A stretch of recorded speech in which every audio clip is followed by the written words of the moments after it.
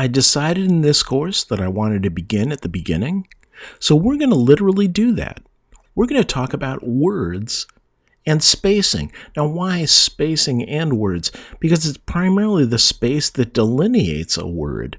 That's what makes a word, is the spaces around it. So we're going to talk about the spaces around words and the words themselves.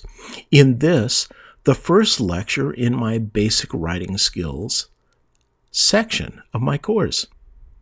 So let's begin with spacing.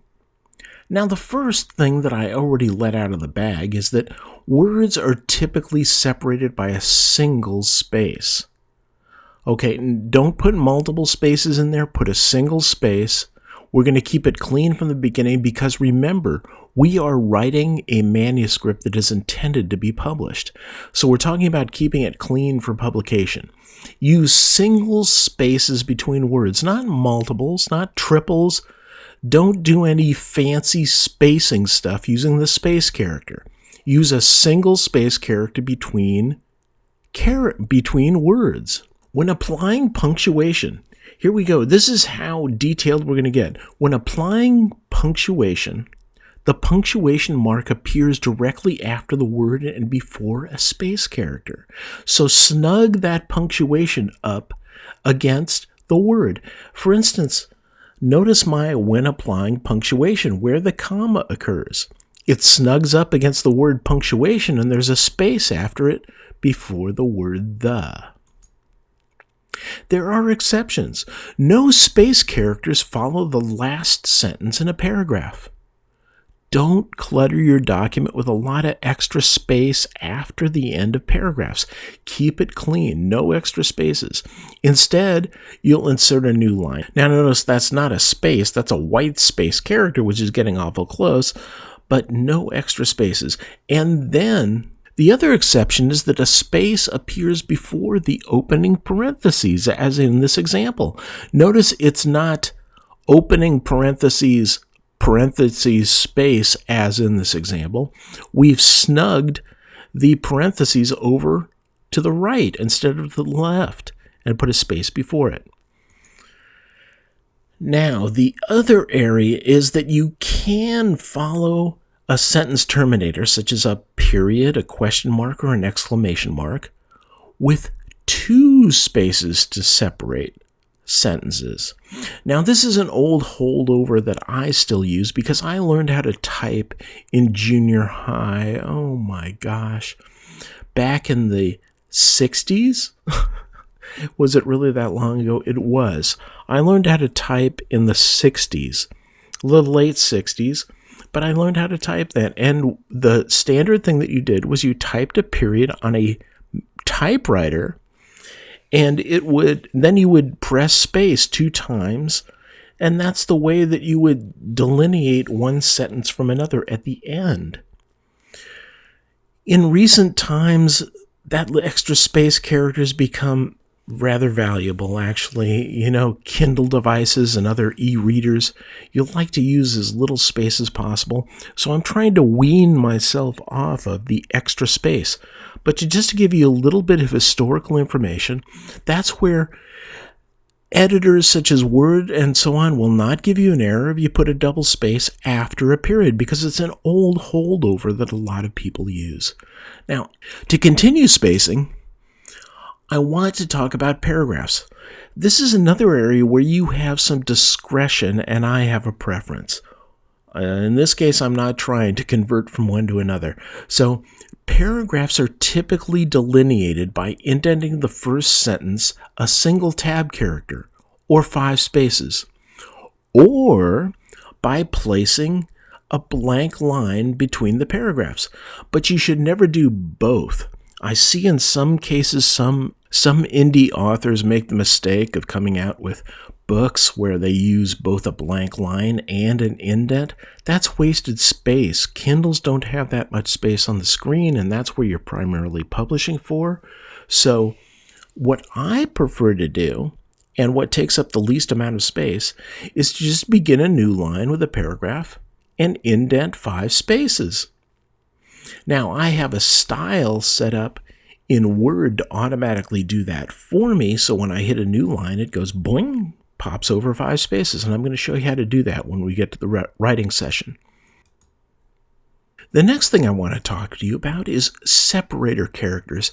Now, these are asterisks. Like I like to use asterisk, space, asterisk, or a single pound sign, and I use them to delineate new scene changes. This isn't quite strong enough to be a chapter break, but it changes maybe a point of view or something that describes a new scene.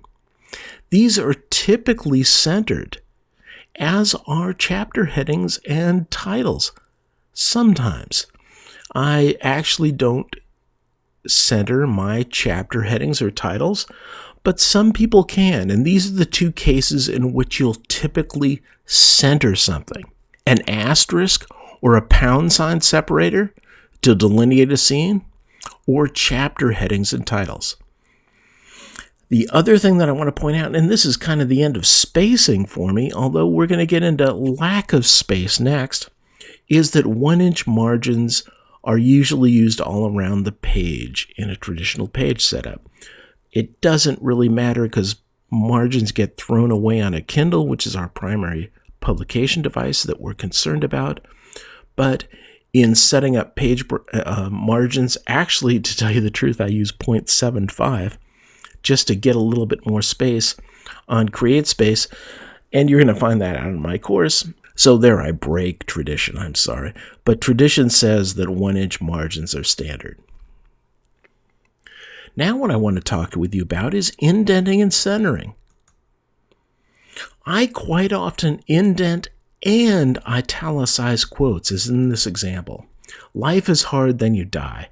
This is anonymous, and I use hyphen, which should have turned into an M dash before the word anonymous on the next line, and I italicize the whole thing and indent it 1 tab. I often quote this way. Okay, the next thing that I want to point out is that I always bold and rarely, but sometimes, center chapter titles.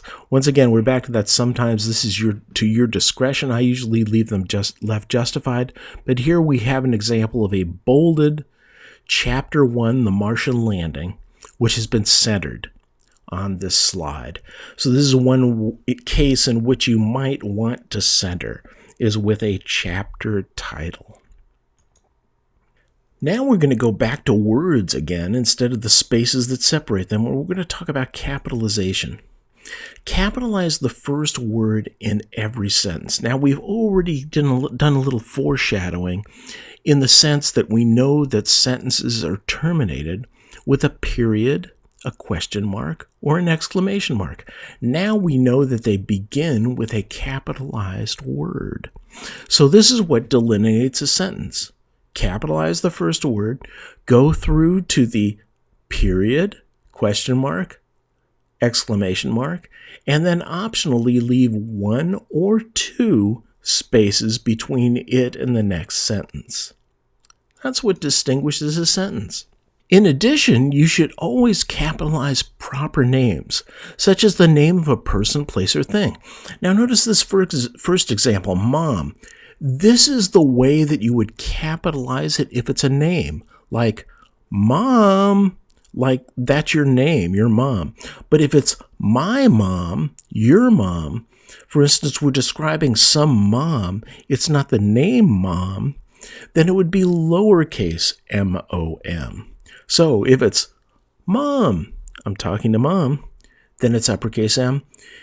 If it's a mom, the mom, your mom, then it's lowercase m. I'm sorry to have dragged that out, but it's significant, and we're getting down to the details of the language. You need to learn this. Next is John Smith. Notice you capitalize both the first and the last name, and last is Chicago, the name of a town in the United States, and you should capitalize the name of town, so persons, places, or things. Next, capitalize the personal pronoun I. You never write a lowercase I when talking about yourself or writing in first person. You always capitalize the letter I. And then capitalize acronyms such as IBM for International Business Machines, CPA for Certified Public Accountant, and USA for the United States of America. Capitalize formal titles such as Dr., Mr., or Mrs., which I've abbreviated here by putting the period after them. I could have spelled out Dr. or Mr., M-I-S-T-E-R, and so on. But I chose the typical way of representing them, but still they're uppercase in this example. So uppercase formal titles. Now, the next thing I want to talk about is, once again, lack of space, when spaces disappear. First, hyphenation, I want to warn you about this. Hyphenation is quite often thrown in, seemingly at random, by modern word processors such as Word, to begin a word on one line and end it on the next. This is quite often used when doing full justification, and one of the reasons that I argue against doing full justification. You don't want the word processor to decide where to break your words from one line to the next. That's not a good use of hyphenation, so I'm going to show you when we get into the word session how to turn off auto hyphenation in Word. So don't use this form of hyphenation. Instead, use hyphenation to combine words into words that are properly formed using word phrases, such as from time to time. Time to time is hyphenated. It's one of those hyphenated words. When you hear words kind of string together and they sound like they're very connected, that's typically the time that they're hyphenated. All in all, devil may care, and nonetheless, these are more examples of hyphenated words. This is the place in which hyphens are valid to replace spaces between words when creating word phrases, not allowing your word processor to auto-hyphenate words to fully justify sentences. The next thing I'd like to talk with you about is contraction and possession. Now, both of these are achieved through the apostrophe, which removes a space, which is why we're talking about it in spacing.